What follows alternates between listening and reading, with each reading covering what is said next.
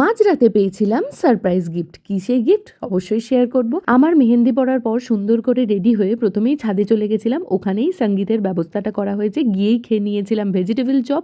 এখানে তো সবাই এক জায়গায় জড়ো হয়েছে নাচ গান হবে বলে।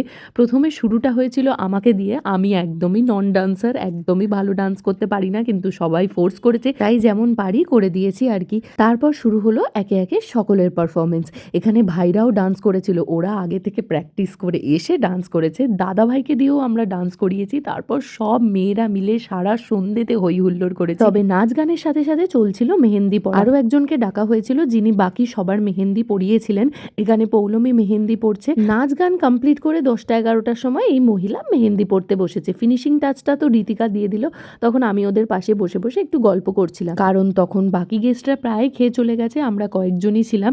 দিন সবার শেষে আমরা খেতে বসি। খাওয়ারে ছিল ফ্রাইড রাইস আর সাথে ছিল চিলি চিকেন। আর এত নাচানাচি করার পর সবাই এতটাই এক্সস্টেড ছিল যে সবাই মন ভরে খেয়েছে বলতে পারো। আর সেদিন আমাদের সমস্ত কাজ কমপ্লিট করতে করতে প্রায় 1টা-1.5টা বেজে গেছে। খাওয়া দাওয়া কমপ্লিট করার পর হঠাৎ দেখি পৌলমী আমার হাতে ধরিয়ে দিল এই গিফটটা, মাঝরাতে তাও আবার। আর হঠাৎ করে এরকম সারপ্রাইজ গিফট পেতে কার না ভালো লাগে। এটা ছিল আমার বিয়ের গিফট। আর পৌলমী সাইড থেকে বলে যাচ্ছিল আমার পছন্দ হবে কিনা, আমার পছন্দ হবে কিনা। তারপর খুলে দেখলাম ওর মধ্যে ছিল রূপোর একটা ব্রেসলেট পলা।